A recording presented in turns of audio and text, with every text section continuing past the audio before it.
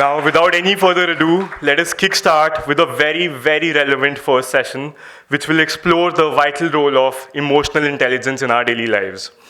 Tears, Cheers, and Fears, the Emotional Intelligence Survival Kit, in which we will have Anchal Bedi, Shivam, and Colonel Sunil Prem in conversation with Dr. Urvi Sharma. Anchal Bedi has a decade of experience in theta healing and access consciousness. She has now ventured into children's literature with her book, A Day Full of Possibilities. Shivam is an author of two popular self-help books, How to Unleash Your True Potential and Finding the Magic in You.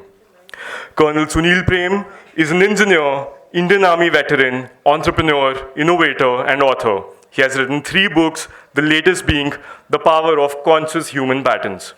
Dr. Urvi Sharma is an assistant professor in the School of Languages and Culture at Amity University, Punjab.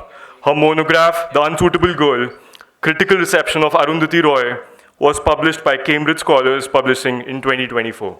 Over to you, Dr. Urvi.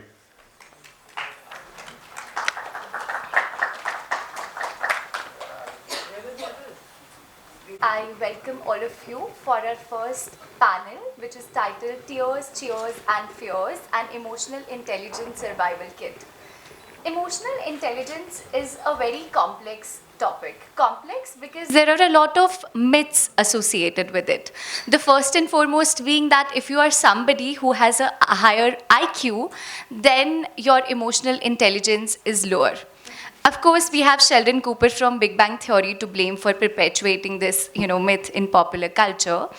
Then there's another myth that emotional intelligence is how you behave with people.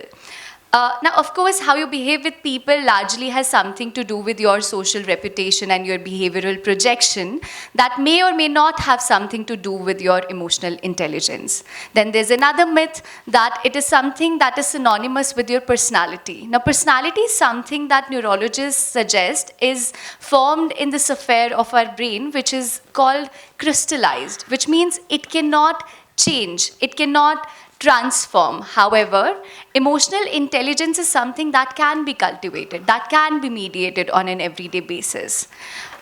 So it's for these reasons that it is considered to be a complex thing, because there's so many myths surrounding it. Now that we have addressed what emotional intelligence is not, let's find out what it is from 3 prolific writers who have not only written but also worked on this major area of emotional intelligence. So my first question is for you, Shivam.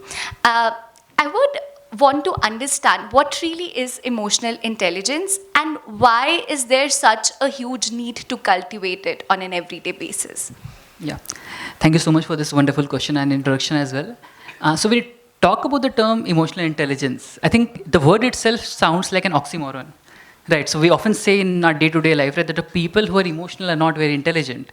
People who are emotional are very irrational. People who are emotional are very illogical, and their decision-making skills are not so great, and they're very impulsive in their decision-making, so much so. So I think the very important thing we need to understand and process first now is that the way we use emotional and the way we use intelligence, they can actually club in together. How do they club in together? That is through better understanding of those emotions, where are they coming from, what exactly is the role it is trying to play, and then finding ways to work around that particular thing. But I think there's a very tricky part in this particular case as well. A lot of people are emotionally reactive, which means they might end up saying that I am very much in touch with my emotions because I can express those emotions. But would that actually account to emotional intelligence? Now, this is the most tricky part, which a lot of confusion also brings with it. So in terms of understanding that particular thing, this is where the emotional intelligence definition really comes handy. So the first thing, let me understand and help you understand what exactly is emotional intelligence. Emotional intelligence is the capability to understand where your emotions are coming from, being able to understand them, manage them, label them as well. And secondly, being able to respond to those emotions rather than reacting impulsively to those emotions. Now the tricky part again is here, that if you are a person who is very much in touch with those emotions, you might be called sensitive, you might be called an emotional person. And then, if those emotions are driving you in certain areas, for example, those emotions are pushing you to react in a particular way, you'll automatically always end up reacting sometimes in a way which would end up defining your personality. For example, people often say that you're a very short-tempered person, or you're not a very clear decision maker, or you are very not very punctual, not very disciplined in certain aspects of life. So काफ़ी बार उस समझना ज़रूरी हो जाता है are the emotions driving us, or are we being driven by emotions, or are we in charge of those emotions? That is where emotional intelligence comes into the picture. Now coming back to the part, I'll give you a very simple example to understand कि emotional reactivity versus emotional responsiveness कहाँ से आती है, and how do we really understand that better. A very simple example, अगर there's a lion coming in front of you, you're walking on a road and there's a lion coming in front of you, will your first instinctive reaction will be to think about how soft or how cute or how big the lion is? The reaction would automatically be to run away from that particular lion and to be able to protect your life. Now, this is the very important evolutionary reason of every emotion. Be it happiness, be it anger, be it fear, be it anxiety, every emotion serves a purpose to make us feel protected about ourselves. But in those particular cases, if somehow we end up reacting to so many things that may not be really a stress for us, we might always be reacting very impulsively to it. That means that you are having some sort of confrontations or conflict with your partner. And many a times, when we are having conflicts with a partner, our voices raise up, our pitch goes high, we end up being very defensive or very aggressive with this particular person. Now, think about this. At that particular moment, is that person actually very similar to a danger or a lion? Not necessarily. It's very easy to think about that no, this person is not a danger for me. But in that particular moment, it's very difficult to understand this thing. In fact, a very funny quote I read sometimes back that said that anger management techniques work like wonder till the point you're not really angry. हम सबको पता है क्या करना है, कैसे करना है, क्यों करना है, but the moment I am in that zone, it's very difficult to channelize that particular thing. I think this gap, this space जो आता है ना before reaction and what you're feeling, उस gap में emotional intelligence fulfill होता है. So how do we really work on that emotional intelligence? First, understanding and to be able to label those emotions. Secondly, to be able to identify कि वो कहना क्या चाह रहा है. That means if I'm in an uncertain phase, if I'm in a space of uncertainty, my body will feel anxiety. How does my body show up in anxiety? It could be through my breathlessness, it could be my shivering of hands, it could be my panic state. तो सबसे पहले चीज़ समझने emotional intelligence के terms में I think सबसे ज़रूरी है समझना हमारी अपनी बॉडी को भी बहुत ज़रूरी हो जाता है. हम काफ़ी बार समझते हैं कि माइंड अलग है, बॉडी अलग है, but our body is constantly being driven by the mind. And अगर वो अवेयरनेस आ जाए तो इमोशनल इंटेलिजेंस कैप्चर करना बहुत आसान हो जाता है. And the second part about how to really practice that इस उस गैप में हम क्या करते हैं जो 20 सेकंड या 5 सेकंड या 3 सेकंड का हमें गैप मिलता है between feeling that emotion and reacting to that emotion.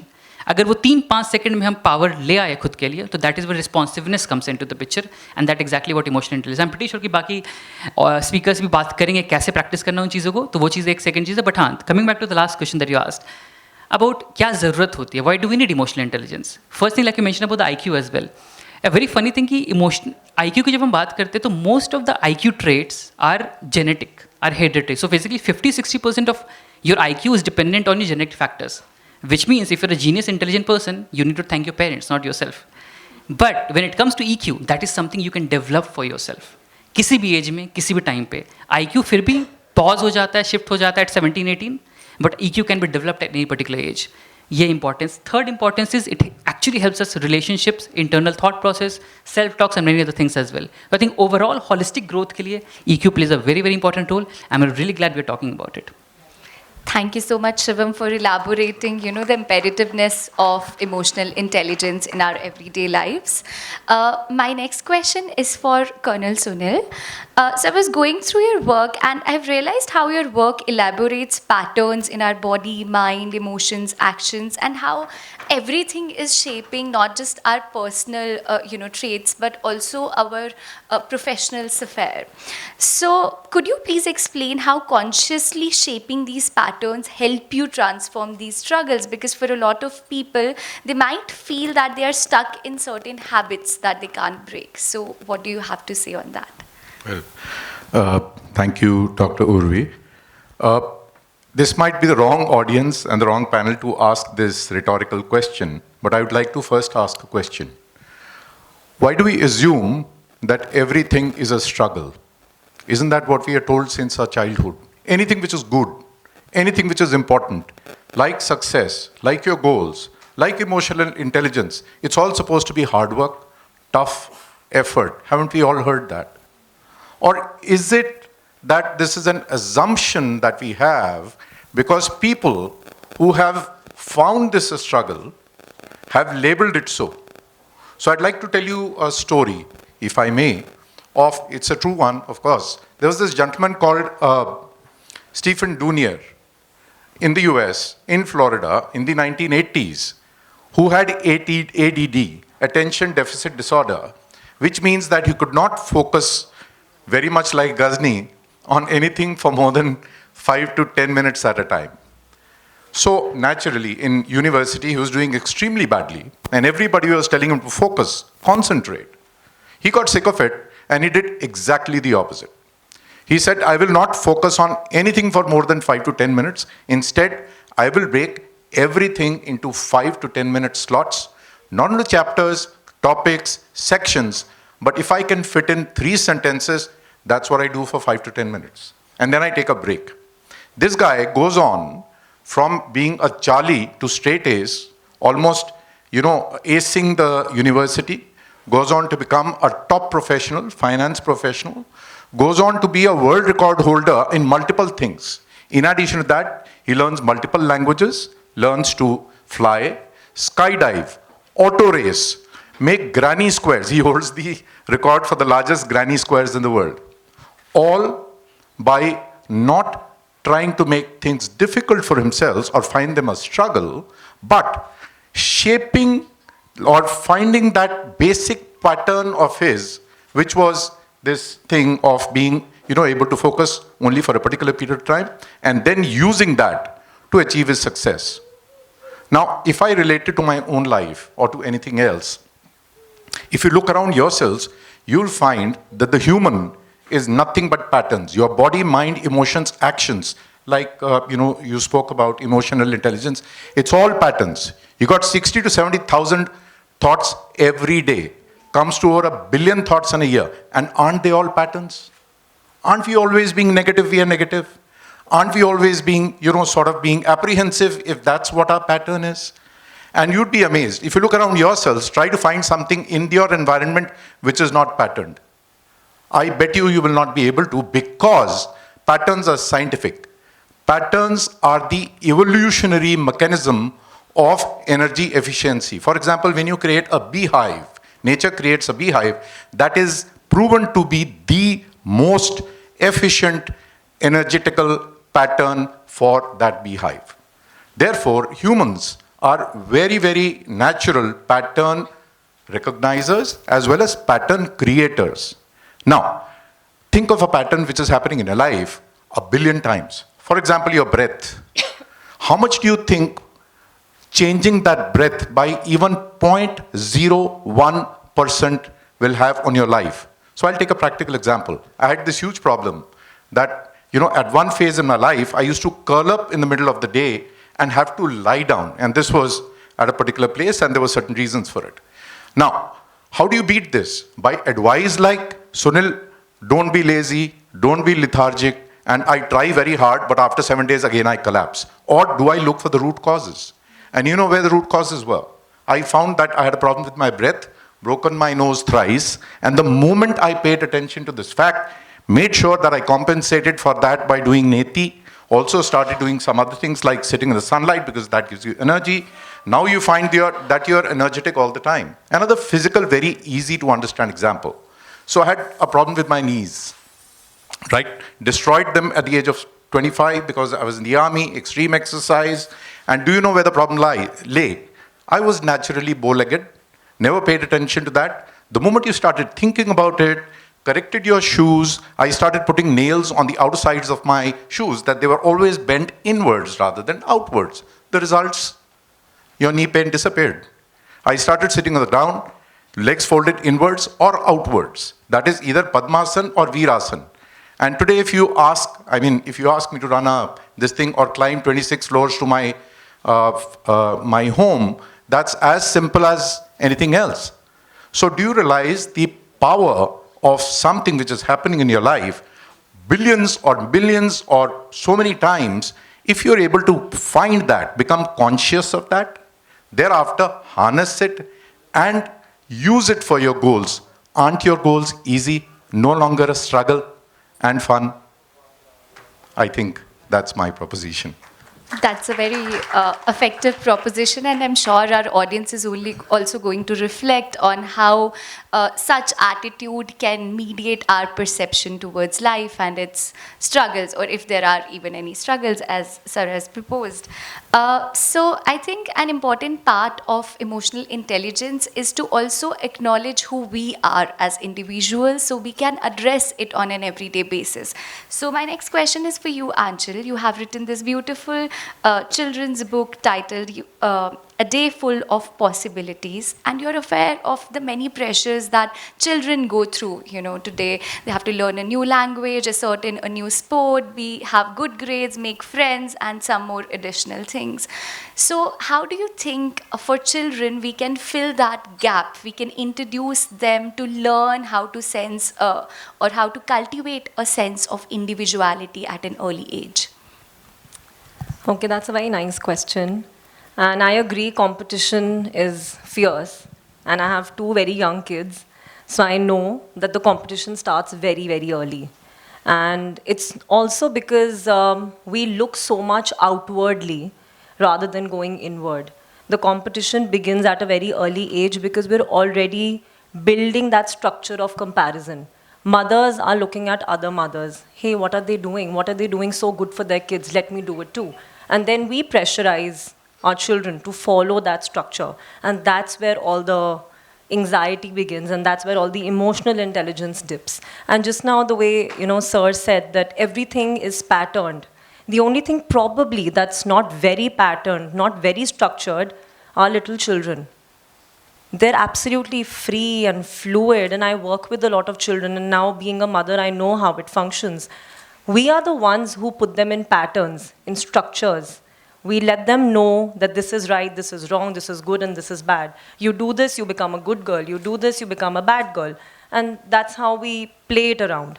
And that is where they start doubting themselves. And that's where the judgment begins. And that's why little children, young children are now dealing with, they require counselors. I mean, I am a healer. I know how many young children come to me, how many parents bring their children to me that, hey, my child has become an introvert, or my child is throwing way too many tantrums. Because kids have now lost the capacity to express freely. So maybe one of the ways to put that seed back of freedom and joy in children would probably be to separate the idea of competition for a while. Rather than doing competition all the time, maybe we can teach our children to do out-creation. Out-creation is the concept of becoming a better version of yourself than you were probably the previous minute. And children, and even we, as adults, we have such great potential. We're filled with possibilities only if we look inward. We try to make ourselves a greater version of our own selves. And that can only happen when we focus at our own selves and ask this question, hey, how can I out-create myself? This year I began my year by saying that I'm not willing to have a New Year resolution. I don't want to follow any resolution or a structure or a pattern. I don't want to get here. I just want to out-create myself. And literally, it's the month of March. It's been 3 years into this year, and every day I start my day by asking, how can I out-create myself? What else is possible for me? And that's, I think, a great way of upping your own game rather than competing all the time. Because there will always be someone better, greater, smarter, more beautiful, more intelligent than you. And how much can you, suck yourself into that comparison? It's going to kill the spark in you. There has to be an individuality, a greatness, a weirdness of you that you need to pick into. And why I say weird is that weirdness is what makes us unique. And we are so afraid to bring that out, because that one thing that is unique and that is weird about you can make you your greatest possible version. And I also begin my day by asking this question, that how much can I be judged today? I'm willing to be judged.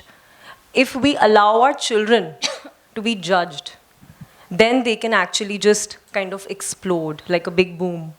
Because they're actually not judging anything or anyone. They're not judging themselves. Again, we are the ones who are constantly doing that. That, hey, behave yourself, or don't do this, or don't do that. And that's where judgment begins. In fact, my second book, it's called The Cookie No One Wanted to Eat.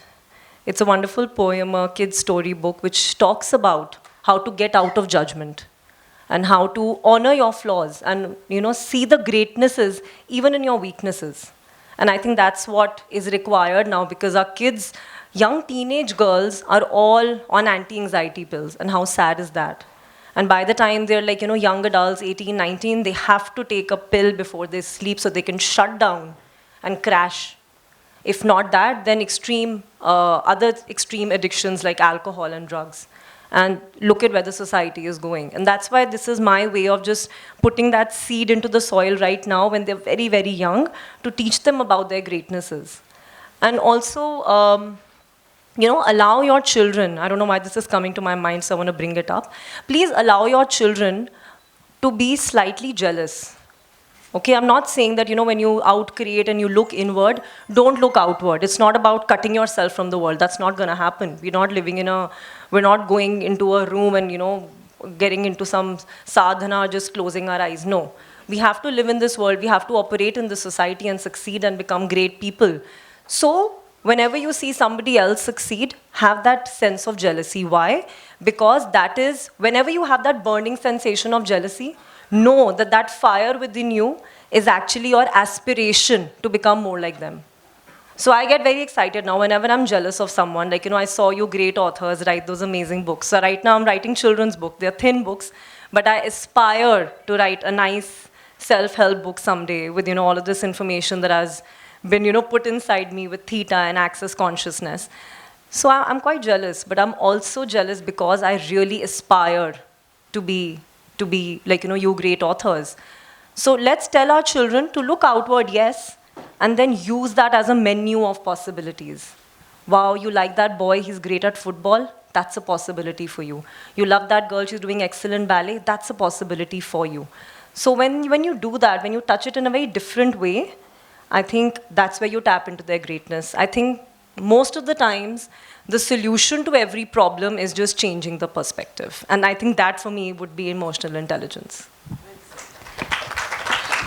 I think you have reflected on a very essential idea related to emotional intelligence, because most of the times when we think about emotional intelligence, we think about processing all the good and positive emotions and behaving accordingly, but it also entails how we react to negative emotions, how we moderate them, and what do we do about them. So you have made a brilliant point.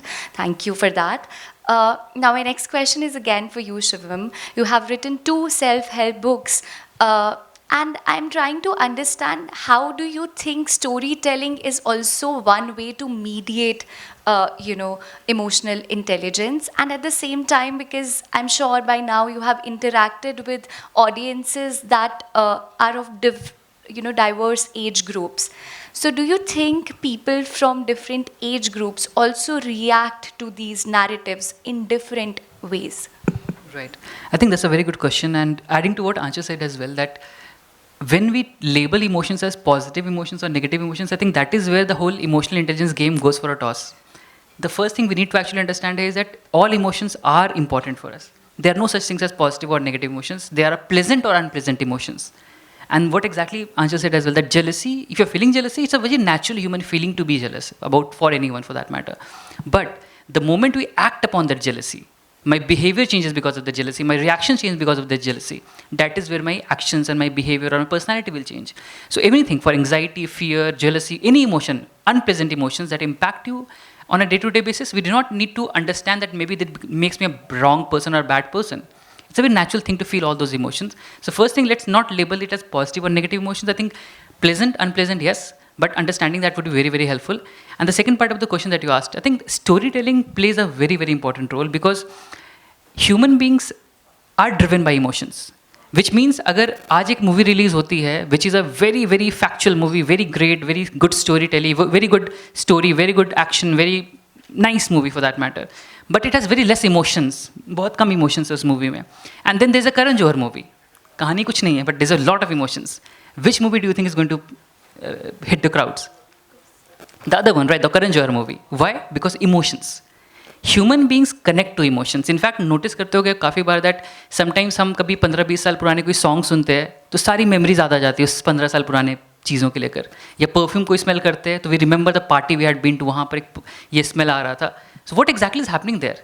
On a every day to day basis we are gathering so much information, like sir said as well, 1000 information अंदर आ रहा है हमारे body के, but how does my brain decide कि कौन सी information को सच में अंदर याद रखना है, कौन सी इन्फॉर्मेशन को भूल जाना है?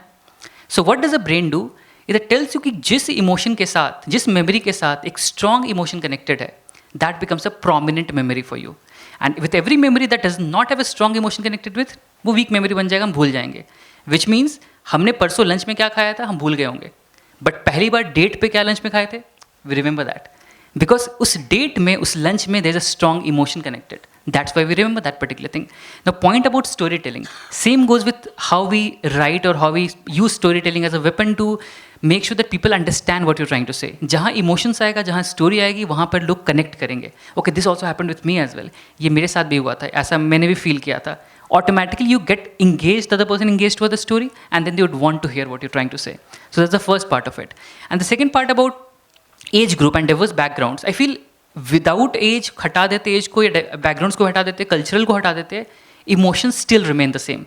आर परसेप्शंस और are reactions to those emotions will differ based on the culture, based on the age, based on the gender as well at times. But हाँ, I think how we react and how we feel emotions around those particular topics will necessarily remain the same. But yes, we need to kind of tweak things a little to be able to get to that particular point जहाँ पर हम एक age group को target कर सकते हैं उस particular handle पे. Okay, so I think one thing, because we are celebrating Festival of Ideas, so one thing that we are definitely going to take home today is that there are no positive and negative emotions, only pleasant and unpleasant emotions. Thank you for your answer, Shivam. My next question is for Colonel Sunil. So many entrepreneurs fear failures, stress over profits, and constantly chase successes, but you have taken a different path. You focused on tiny underlying patterns rather than generating revenue or competition. How do you think this kind of alternative approach help you not only build a thriving business but also enjoy peace and remain emotionally stable at times? So how you can probably also give insights to our audience to build that in their careers and lives. So I cannot resist another story since we are talking about stories. And this story, again true, is about an amazing guy, Wilder Penfield. In his time, known as the greatest Canadian who ever lived, though incidentally he was not a Canadian, he was an American who shifted to Canada. Now this guy was a neurosurgeon. He in fact invented the Penfield method, where you open the brain and your patient is conscious. And he had this lady patient, he was the first guy to start this. Today is commonplace. And he was operating upon her, and she said, I hear a song. He says, which song? And he touched that part of the brain again. She said, I hear it again. So which song? She hummed it. The nurse recognized it. And it was an English song, which that lady's mother used to sing on the piano when this girl was 5 years old. And unfortunately, that year, she died of cancer, the mother. Now, whenever she would hear this song, she would feel a sense of intense loss and depression, right? And that is what she had come to Dr. Wilder for treatment of that extreme depression. I mean, so extreme, it had to be operated upon. So what Dr. Wilder Penfield found was that throughout our lives, especially as children, we're not just storing memories. Interlocked with them, as Shivam was saying, are emotions. And here is the shocking or the most surprising part. The rest of our lives, we replay those emotions as if that thing is happening to us now. So, if she heard that song, she felt that extreme depression as if her mother had died yet again, even though she did not remember that the song was connected to that thing. Now imagine what this does to your lives. You had an adult who abused you as a kid. Today you stand in front of your boss and are afraid or hate him, right? You were insulted as a kid. Every time in your future life you try to do something, you stop yourself from doing it because other kids had laughed at you when you were 4 or 5 years old. So do you imagine every second? So when we are talking about patterns, We spoke about some patterns. I give you some examples of patterns of your bodies. But do you realize how powerful these mental patterns are? These are unconscious, subconscious, involuntary, even genetic. What are your genes? They are patterned too. And your body has stored them over the last million years so that you don't repeat those things again.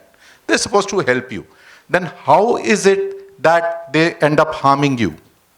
That's why I've called my book The Power of Conscious Human Patterns. You let them be conscious, they'll make your life muck. As you said, your emotions are running crazy. You don't know why. You don't even know what is causing your emotions. But if you're conscious of them, and what I have found, because I've tried to work with thousands of people, is that even if you do not know, even if you just know that I don't have the answer, but there is a cause which is causing this effect, I need to look for that cause. Even if I can't find it, I need to understand there is a cause which is causing this. This is not me. You're able to control it. Now, this, you asked about business and all. Exactly the same thing works in your life, in your business, or whatever it is. What's your business? It's patterns again. What are your relationships? Patterns. What are your wealth or financial dealings? Again, patterns. So there again, if you start looking at the causes rather than the revenue and profits, which are pure effects. So for example, just one example, and I think wrap up, is everybody says that if you look at your customers, right? And if you do well by your customers, your business will do well. But when you hire people, do you hire them for empathy for your customers? If you hire a person who has no empathy, who's a hardcore selu, then is he going to think about your customers? So if you work upon those causes, turn them into sort of, processes, whichever way you know of, I think the outcome, which is an effect, comes automatically. And one last thing, once again, even when I'm talking like this, the assumption is difficult hoga. ये कह रहा है और मुश्किल काम करो, ये भी करो, वो भी करो.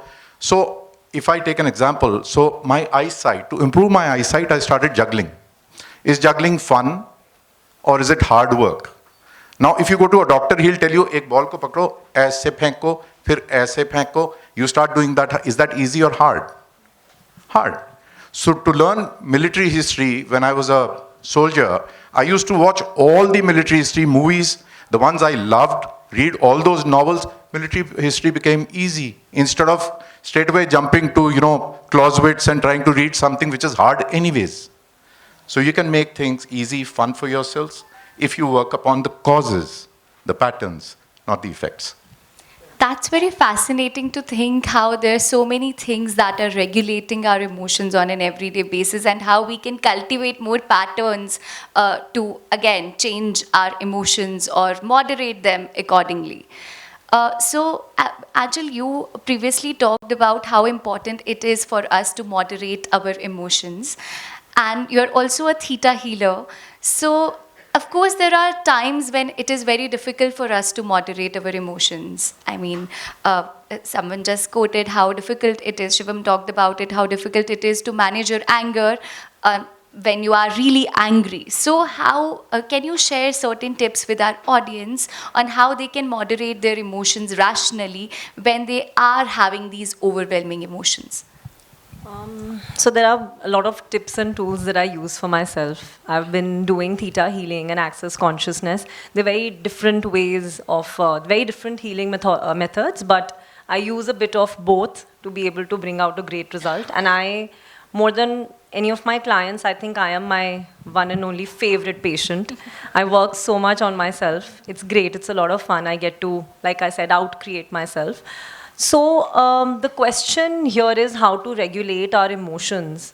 One thing I want to bring up over here before I answer to that is that let me put a big burden off of your shoulders today, that 99.999% of our emotions, thoughts and feelings are not actually ours.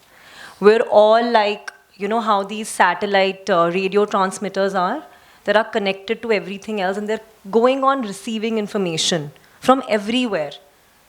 We're that kind of energetic beings. We have so much of information that we are constantly absorbing from other people that we don't even realize it. If you understand the concept of quantum entanglements, that we're energetically connected to each other. We are probably connected to every part of this cosmos, like, the entire solar system. And that's why they say that, what is your sun sign, and aapki kya rashi hai, or aapka kaun sa planet hai, and all of that. Because we're connected to all of these things. And that's why astrology works. The same way, if we're connected to a planet, we're definitely connected to each other. Sitting so, in this close proximity. And we're absorbing information from each other. So a lot of times, an emotion that is showing up in your system, maybe an anxiety or depression or, extreme, laziness for that matter, probably might not even be yours. So one of the tools that I would want to share with you that you can start using in your life, and please offer it to your children, because I understand that kids are absolutely absorbent. You give them an offer, that, okay, let's start using this tool or this technique, they actually use it. Because kids are very open to their receiving. So every time you feel a heavy emotion, something that's sticking onto you and you don't want to deal with it, just ask, who does it belong to? And keep asking that question repeatedly, who does it belong to, who does it belong to? And you will actually sense, and I'm speaking out of experience, I do that a lot myself, you will actually sense that emotion just getting released and your body feeling so much lighter, because an emotion that becomes prominent and that sticks to us starts showing up as a physical symptom. So before we get to that, let's start preventing the problem in itself by just asking this question of who does it belong to as many times as you possibly can, and you will feel how, how much relieved you are now.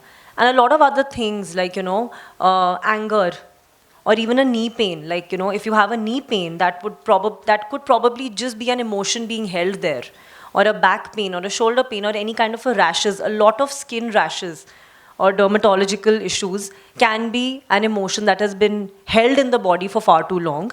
So you can start, placing your hands on your body wherever it hurts or wherever there's an issue, and start asking who does it belong to. And the way we take a medicine dosage, कि आज इस sir दर्द की दवाई लेनी है या फिर आज इस gut issue की दवाई लेनी है, start using this question of who does it belong to as a dosage, as a prescribed dosage, and see how your body starts releasing all of those emotions, and then the symptoms also start to disappear.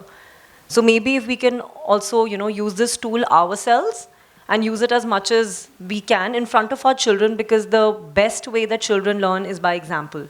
They mimic you all the time. So I do that, whenever my kid, my elder one is 6, my younger one is 3, so they're at the peak of their tantrum age. So whenever they do that, I just kind of try to place my hand on their chest and kind of tap it, and I keep saying, not to them very out and loud because they'll go wild, ki ye kya bol rahi hai mom, but I just keep telling, speaking it out very softly, or whispering that, who does it belong to, who does it belong to, and they actually calm down. Because they're also absorbing so much. And social media and, our, any kind of, Netflix is now so, giving all kinds of media and, information to all of us. It's all getting absorbed in our systems. There's a lot of crime that is being shown, a lot of violence that is being shown, a lot of, stuff that can play on your mental aspects is being shown, and the kids are constantly absorbing it. So I think this is a great tool to start working with. Thank you so much for this insight. And in fact, I'm thankful to all three of you for all the insights that you have given all of us today. I'm sure that we are going to go back home and take these conversations to our dining rooms, drawing rooms, and reflect further over these. I'll conclude this panel discussion with this poem by Rumi. It says, "This being human is a guest house. Every morning, a new arrival, a joy, a depression, a meanness, some momentary awareness comes as an unexpected visitor. Welcome and entertain them all, even if they are a crowd of sorrows who violently sweep your house empty of its furniture. Still treat each guest honorably. He may be clearing you out for some new delight. The dark thoughts, the shame, the malice, meet them at the door laughing and invite them in. Be grateful for whoever comes, because each has been sent as a guide from beyond." Thank you everyone for being such patient listeners.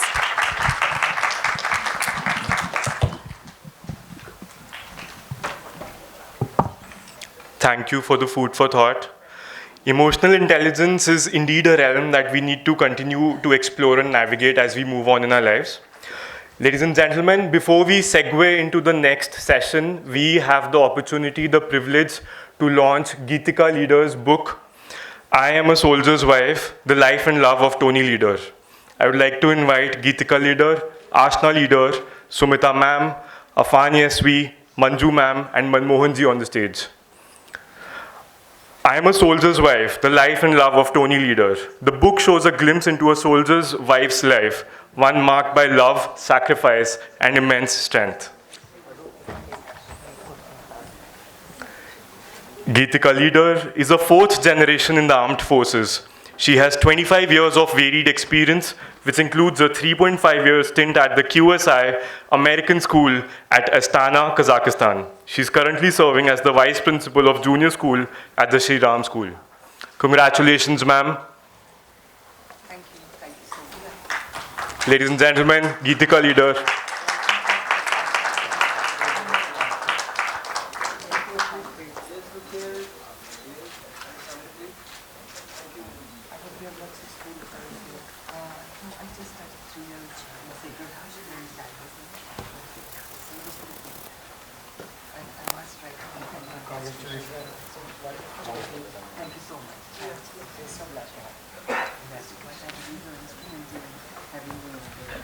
Yes, I particularly I saw Twitter and your book of your book and I said, no, article must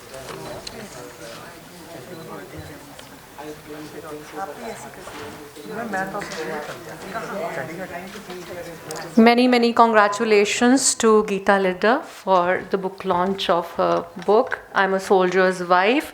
And I also extend my hearty congratulations to the other authors who have been able to launch their books from this platform. That is Lochana Narayan, Lieutenant General Satish Dua, and our own Ma'am Lily Swaran, International Poet Beat Laureate, Ma'am.